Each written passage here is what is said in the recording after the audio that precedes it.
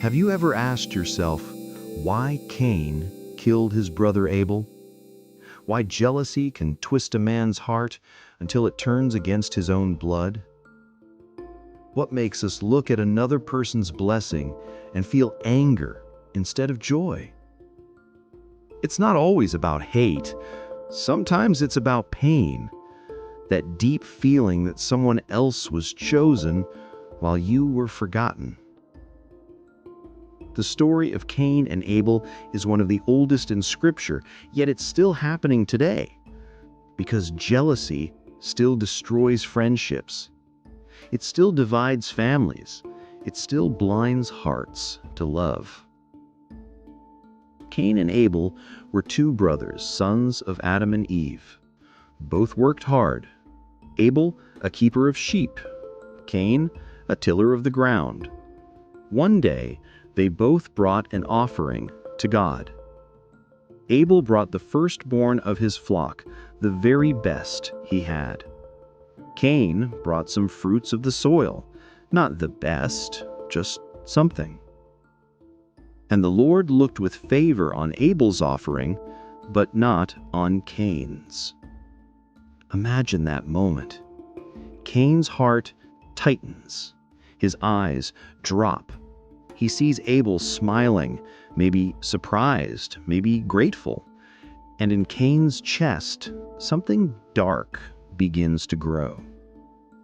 He feels overlooked, unseen, unloved. But God, in His mercy, speaks to Cain. Why are you angry? Why is your face downcast? If you do what is right, you'll be accepted. But if you don't, sin is crouching at your door. It desires to have you, but you must rule over it. God warned him. Cain had a choice: to conquer his jealousy or be conquered by it. And we know what he chose. One day, while they were in the field, Cain rose up against his brother and killed him. The first blood spilled by human hands, not in war, but out of envy. And when God asked, "Where is your brother Abel?" Cain replied the words that still echo through history: "Am I my brother's keeper?" Now picture this. You and your best friend start working at the same company. You both dream big, you both work hard. But somehow, things always seem to go better for your friend. They get the recognition, the promotion, the praise. At first, you're genuinely happy. You tell them, "Congratulations," and you mean it. But inside, a small whisper begins. What about me? Am I invisible?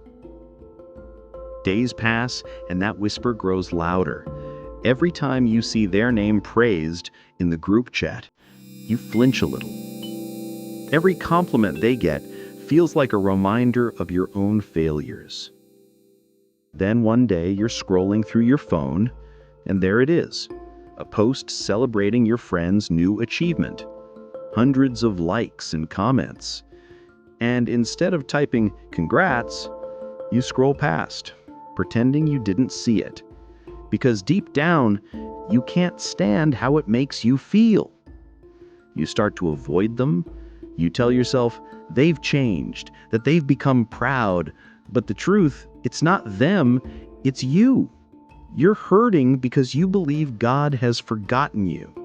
You start comparing lives, blessings, callings, and comparison becomes poison. That's what happened to Cain. He compared his offering instead of asking, "Lord, how can I give better?" He asked, "Why did you choose him instead of me?" Envy is sneaky. It hides under the mask of fairness. It makes you feel like you deserve more, when God is simply asking you to give your best, not someone else's best. Now imagine this. You're sitting at your desk, watching your friend win that award, that promotion, that dream you've prayed for. What would you do? Would you let envy win? Or would you look up, breathe, and whisper, "Lord, thank you for blessing them. Teach me to rejoice with those who rejoice." That's where victory begins, not when you get what you want, but when you can celebrate what God is doing in others. So, what happened to Cain after he killed his brother?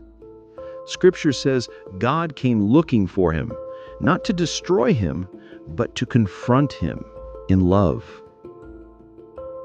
"Where is your brother Abel?" Cain replied, "I don't know.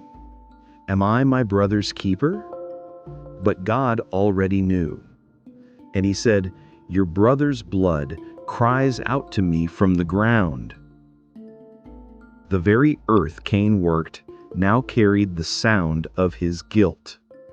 Sin doesn't hide, it echoes. But even in judgment, God showed mercy. He didn't erase Cain, he marked him for protection. Even when we fall, God still guards what he created. That's grace.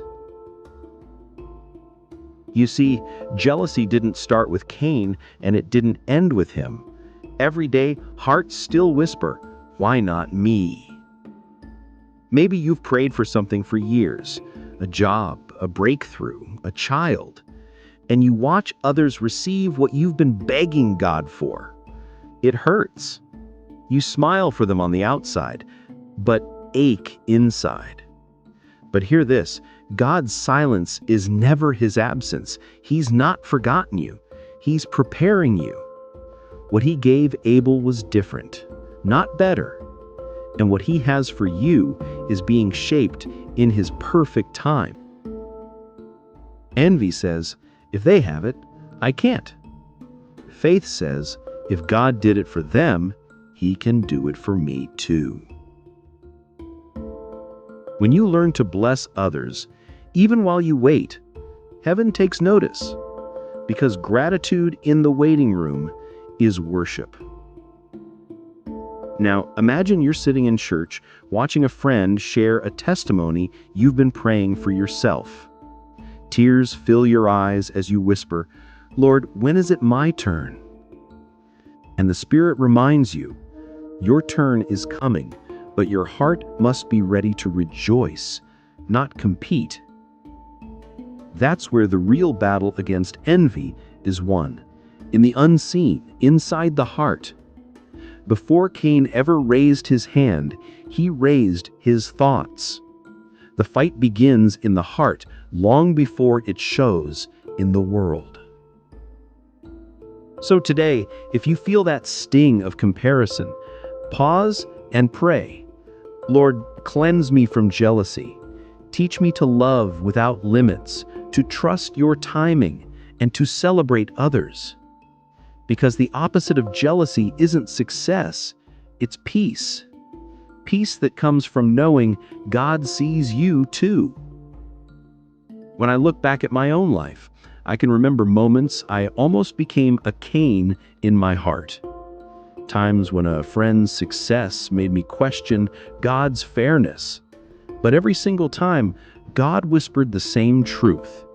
You don't have to compete for what I've already written with your name on it.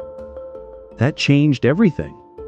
When you realize God's plan for you is unique, envy loses its grip. No one can take what God has prepared for you. So the next time someone else wins, clap for them, cheer for them, because your praise in their moment might unlock your own. Remember what Galatians 6:9 says. Let us not become weary in doing good, for at the proper time we will reap a harvest if we don't give up. And Romans 12:15 reminds us, rejoice with those who rejoice, mourn with those who mourn. That's how we become our brother's keeper, not by controlling them, but by caring for them. Cain's story teaches that jealousy destroys,